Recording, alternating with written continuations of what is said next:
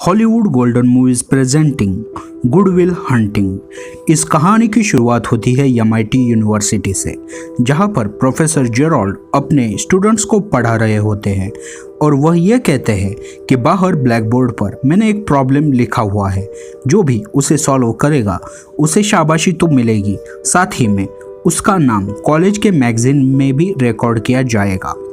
उसी कॉलेज में एक सफाई करने वाला लड़का होता है जिसका नाम विल हंटिंग होता है, जो उस प्रॉब्लम को देखता है और घर आकर उस प्रॉब्लम को अपने शीशे पर ही सॉल्व कर देता है। उसके बाद कॉलेज आकर वो ब्लैक बोर्ड पर कुछ लिख कर चला जाता है। विल के 3 दोस्त भी हैं जिनका नाम है चक्की, बिली एंड मॉर्गन। वहीं अगली तरफ ये दिखाया जाता है कि प्रोफेसर के यहाँ कुछ स्टूडेंट्स आते हैं और वो कहते हैं कि हम नाम जानना चाहते हैं जिसने भी उस प्रॉब्लम को सॉल्व किया। और यह सुनने के बाद प्रोफेसर उस बोर्ड की तरफ आते हैं जहाँ पर उन्होंने वो प्रॉब्लम लिखा था। उस प्रॉब्लम को देखते ही वो समझ जाते हैं कि यह बिल्कुल भी सही है। तब प्रोफेसर वहाँ खड़े कुछ लड़कों को ये पूछते हैं कि यह क्या तुमने सॉल्व किया, तो वो कहते हैं नहीं। वहीं दूसरी तरफ ये दिखाया जाता है कि विल अपने दोस्तों के साथ बेसबॉल का एक मैच देखने के लिए जाता है। वहाँ पर उसे एक लड़का दिखाई देता है जो उसकी गर्लफ्रेंड के साथ होता है। तब विल अपने दोस्तों को ये कहता है वही लड़का है जिसने मुझे केजी में मारा था। उसके बाद विल अपने दोस्तों के साथ गाड़ी में चला जाता है, लेकिन तभी वही लड़का उसे दिखाई देता है। तब वो अपने दोस्त को गाड़ी रुकवाने के लिए कहता है और उस लड़के के पास जाकर कहता है कि तुमने मुझे मारा था, और विल उसे मारने लग जाता है। तब उस लड़के के दोस्त मिलकर विल को मारने लगते हैं। तब विल के दोस्त आकर उसे बचाने लगते हैं और उन दोनों दोस्तों के बीच में झगड़ा शुरू हो जाता है। तभी वहां पर पुलिस आती है और विल को अरेस्ट करके ले जाती है। वहीं दूसरी तरफ ये दिखाया जाता है जेराल्ड अपने क्लास में चले जाते हैं और पूरी क्लास स्टूडेंट से भरी हुई होती है, क्योंकि वो सभी उस जीनियस का नाम जानना चाहते थे जिसने उस प्रॉब्लम को सॉल्व किया था। तब प्रोफेसर जेराल्ड ये कहते हैं कि बाहर लिखा हुआ आंसर बिल्कुल भी सही है, तो जिस किसी ने भी वो प्रॉब्लम सॉल्व किया है वो सामने आए, लेकिन कोई भी सामने नहीं आता। तब जेराल्ड कहते हैं कि मैंने क्लास के बाहर एक और प्रॉब्लम लिखा हुआ है जिसे सॉल्व करने के लिए मुझे 2 साल लगे, और जेराल्ड स्टूडेंट्स को ये चुनौती देकर चले जाते हैं। जब जेराल्ड अपने कलीग के साथ कुछ बात कर रहे होते हैं तभी उन्हें यह दिखता है कि एक लड़का ब्लैक बोर्ड के सामने कुछ लिख रहा है। वो विल हंटिंग ही होता है। जब विल को पता चलता है कि प्रोफेसर जेराल्ड उसकी तरफ आ रहा है तब विल वहां से चलने लगता है। प्रोफेसर जेराल्ड ये चिल्ला के कहते हैं कि ये प्रॉब्लम स्टूडेंट्स के लिए है, तुम्हारे लिए नहीं। तब विल वहां से सॉरी कहकर चला जाता है। जब जेराल्ड का कलीग ब्लैक बोर्ड पर उसने क्या लिखा ये देखता है तब उसे पता चलता है कि जिस प्रॉब्लम को सॉल्व करने के लिए उन्हें 2 साल लगे वो प्रॉब्लम उस लड़के ने कुछ ही पलों में सॉल्व कर दिया। दूसरी तरफ ये दिखाया जाता है कि विल अपने दोस्तों के साथ एक बार में चला जाता है जहां पर विल का दोस्त चक्की 2 लड़कियों के साथ फ्लर्ट करने में लग जाता है, जो उन्हें कहता है कि मैं तुम्हारी ही एक क्लास का हिस्सा हूँ, हिस्ट्री क्लास का। तब वहां पर एक और लड़का आता है और उसे हिस्ट्री के कुछ सवाल पूछने लगता है। तभी वहां पर विल आता है और ना कि वो उसके सवालों के जवाब देता है, साथ ही में कुछ ऐसे सवाल पूछता है और ऐसी किताबों के नाम लेता है जो उस लड़के ने कभी सुनी भी ना होगी। उस लड़के को विल कहता है जिस पढ़ाई के लिए तुम लाखों रुपए खर्च कर रहे हो वो पढ़ाई तुम लाइब्रेरी से फ्री में कर सकते हो। विल की ये बात सुनकर वहां पर बैठी 2 लड़कियों में से एक, जिसका नाम स्काइला होता है, वो इम्प्रेस हो जाती है। बाद में विल अपने दोस्तों के साथ उस बार से निकल जाता है। अगले दिन में ये दिखाया जाता है कि विल कोर्ट में है, क्योंकि उसने जो मारपीट की थी और उसके साथ ही में उसने पुलिस के ऊपर भी हाथ उठाया था। विल अपना केस खुद लड़ना चाहता है। तब जज ये कहता है कि मैंने तुम्हारी पूरी हिस्ट्री पढ़ी है, तुमने गाड़ियों की चोरी की, साथ ही में तुम्हारे ऊपर बहुत ही संगीन आरोप है। और जज ये भी कहता है कि तुम हर बार छूट जाते हो, लेकिन इस बार ऐसा नहीं होगा, तुम्हें जेल जाना पड़ेगा और बेल की रकम होगी $50,000। वही उसी कोर्ट में प्रोफेसर जेराल्ड भी होते हैं। बाद में जेराल्ड विल से मिलने के लिए जेल भी जाते हैं और वो उसे बताते हैं कि मैंने जज से बात कर ली है और वो तुम्हें छोड़ने के लिए तैयार है, लेकिन मेरे 2 शर्तें हैं। एक, तुम्हें मेरे साथ मैथमेटिक्स के प्रॉब्लम सॉल्व करने होंगे और साथ ही में तुम्हें एक थेरेपिस्ट से भी मिलना होगा।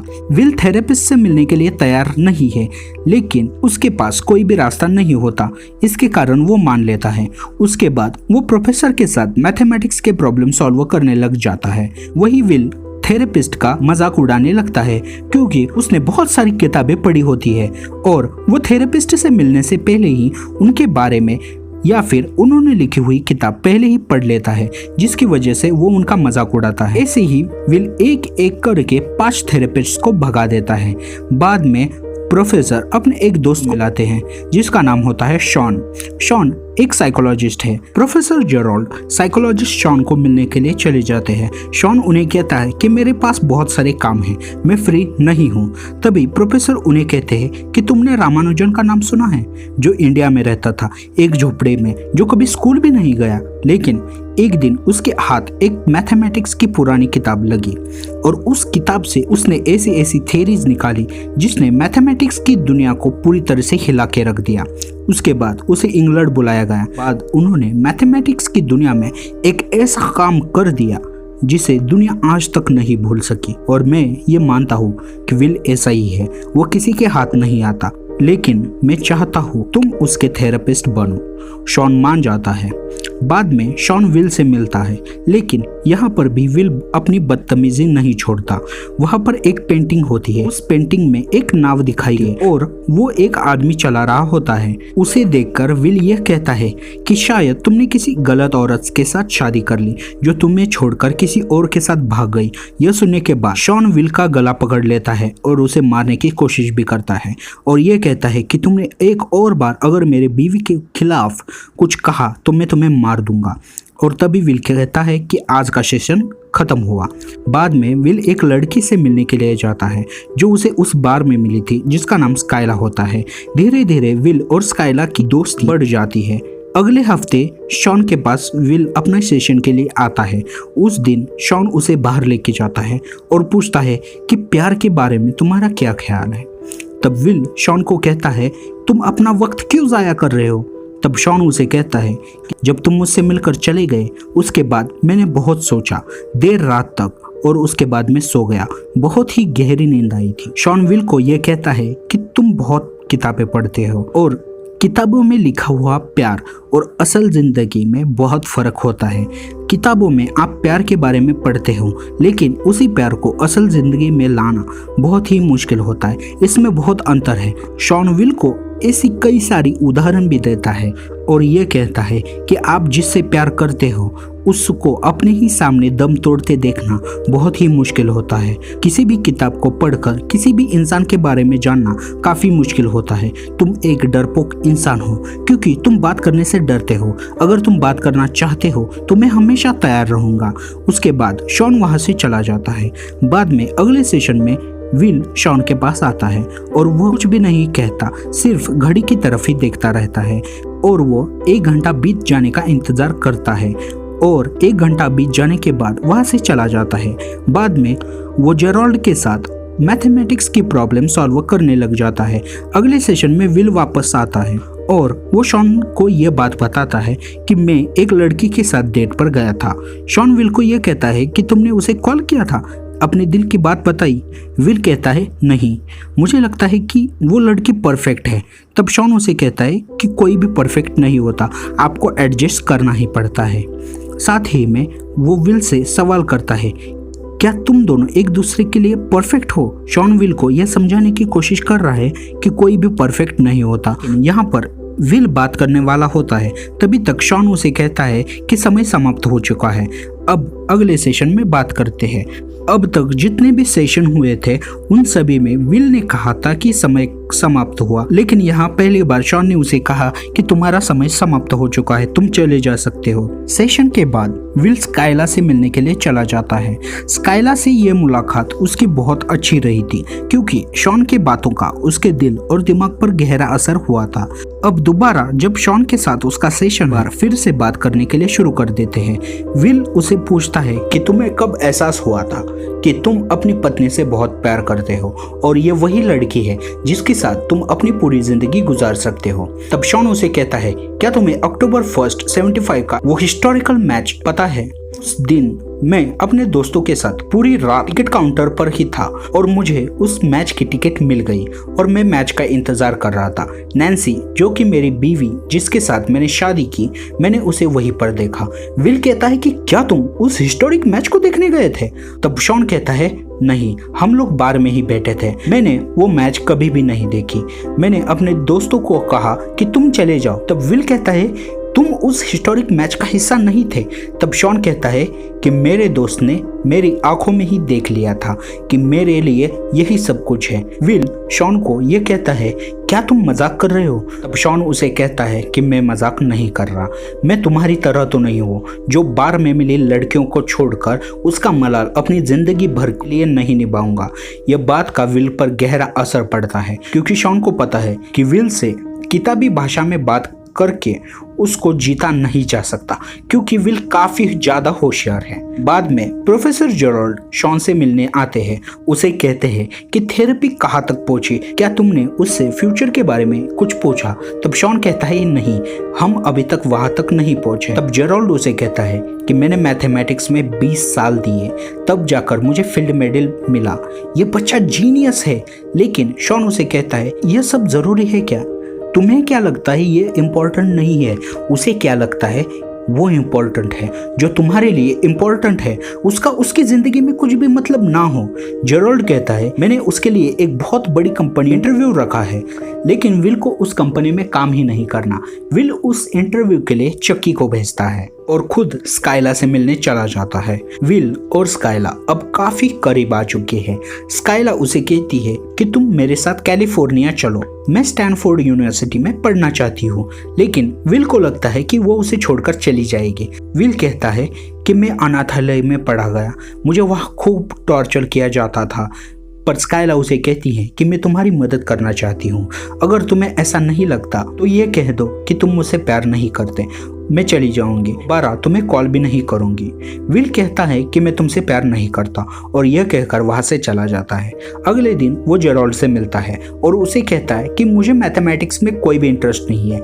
लेकिन विल काफी होशियार है, जिस प्रॉब्लम को सॉल्व करने के लिए लोगों को सालों लग जाते हैं, उस प्रॉब्लम को विल ने कुछ पलों में या फिर कुछ मिनटों में ही सॉल्व किया और वो शॉन से मिलने चला जाता है क्योंकि उसके सेशन का दिन होता है। शॉन उसे कहता है कि क्या तुम्हारा ऐसा कोई साथी है जिसे तुम अपने दिल की बात कर सकते हो? तब विल कहता है, चक्की। शॉन कहता है कि चक्की तुम्हारे लिए जान भी दे सकता है, लेकिन वो तुम्हारी दिल की बात कभी समझ नहीं पाएगा। शॉन विल को कहता है कि तुम आखिर जिंदगी में करना क्या चाहते हो? तब विल कहता है, मैं बकरियां चराना चाहता हूँ। तब शॉन उसे जाने के लिए कहता है। विल कहता है कि तुम मुझे ऐसे ही बाहर नहीं निकाल सकते, वक्त अभी भी खत्म नहीं हुआ। लेकिन शॉन उसे जाने को कहता है। विल कोई भी मैथमेटिक्स का प्रॉब्लम तो सॉल्व कर सकता है, लेकिन अपने लाइफ के प्रॉब्लम वो सॉल्व नहीं कर सकता। विल आखिरी बार स्काइला को कॉल करता है और यह कहता है कि मैं इंटरव्यू देने जा रहा हूँ। स्काइला विल को आई लव यू कहती है, लेकिन विल कुछ भी नहीं कह पाता। बाद में विल और चक्की एक कंस्ट्रक्शन साइट पर काम करते हैं और चक्की कहता है, मेरे लाइफ के 50 साल भी इस साइट पर बीत जाए फिर भी मुझे कोई फर्क नहीं पड़ेगा। तुम्हारी लाइफ ऐसी नहीं जानी चाहिए क्योंकि तुम जीनियस हो। अगर तुमने तुम्हारी लाइफ ऐसी गुजारी तो मैं तुम्हें मार डालूंगा। बाद में जेराल्ड शॉन को मिलने जाता है और वो ये कहता है कि तुमने थेरेपी बंद क्यों की? शॉन कहता है कि मैं जो कर रहा हूँ मुझे पता है, अगर हमने उसे और खींचा तो वो हमें भी छोड़कर चला जाएगा। तभी वहां पर विल आता है और जेराल्ड वहां से चला जाता है। शॉन उसे अभी तक विल की जितने भी सेशन हुए हैं उनकी बनाई गई रिपोर्ट उसे दिखाता है। तब विल उसे कहता है कि क्या तुमने मुझे अटैचमेंट डिसऑर्डर ऐसा ही कुछ लिखा है? तब शॉन कहता है, ऐसा ही कुछ। विल शॉन को बताता है कि मैं स्काइला से अलग हुआ हूँ। तब शॉन उसे कहता है, इसमें तुम्हारी कोई गलती नहीं है, क्या तुम इसके बारे में कुछ बताना चाहोगे? तब विल कहता है, नहीं। तब शॉन उसे कहता है कि तुम्हारे साथ जो भी हुआ उसमें तुम्हारी कभी भी कोई गलती नहीं थी। इसके बाद विल शॉन के गले लगता है और बहुत रोता है। बाद में जेरोल्ड के कहने पर वो एक कंपनी में जॉब शुरू कर देता है। बाद में वो शॉन से मिलने आता है। तब शॉन उसे कहता है मैं छुट्टियां मनाने के लिए बाहर जा रहा हूँ, लेकिन तुम्हें कभी भी ज़रूरत पड़े तो मेरे ऑफिस का नंबर पर कॉल कर देना। यह सुनने के बाद विल वहाँ से निकल जाता है और शॉन उसे गुड लक सन कहता है। बाद में विल के जन्मदिन पर उसके दोस्त उसे एक पुरानी कार गिफ्ट कर देते हैं। वह गिफ्ट विल को बहुत पसंद आता है। फिर वो एक लेटर शॉन के ऑफिस के बाहर छोड़ देता है जिसमें लिखा होता है अगर प्रोफेसर जेरोल्ड ने जॉब के बारे में कुछ भी पूछा तो उन्हें बता देना आई एम सॉरी, मैं ये जॉब नहीं कर सकता क्योंकि मुझे एक लड़की से मिलने के लिए जाना है। शॉन की थेरेपी से विल काफी हद तक रिकवर हो चुका था। उसका रिश्तों के बारे में जो भी डर था वो अब खत्म हो चुका था। वो स्काइला से मिलने कैलिफोर्निया निकल जाता है और इसी के साथ ये कहानी खत्म होती है। दरअसल विल एक एक्स्ट्रा ऑर्डिनरी लड़का है, पर उसके लिए उन चीज़ों का कोई मायना नहीं है। जेरोल्ड के लिए मैथमेटिक्स ही सब कुछ है, पर जो उसके लिए है वो विल के लिए कुछ भी इम्पोर्टेंट नहीं है। शॉन अपने जीवन में बहुत कुछ हासिल कर सकता था, पर उसे उसका गम नहीं है, वो खुश है। फिल्म रिलीज हुई थी 5 दिसंबर 1997 में। इसकी IMDb पर रेटिंग है 8.3। फिल्म का बजट था $10 मिलियन और इसने बॉक्स ऑफिस पर कमाए थे $225 मिलियन।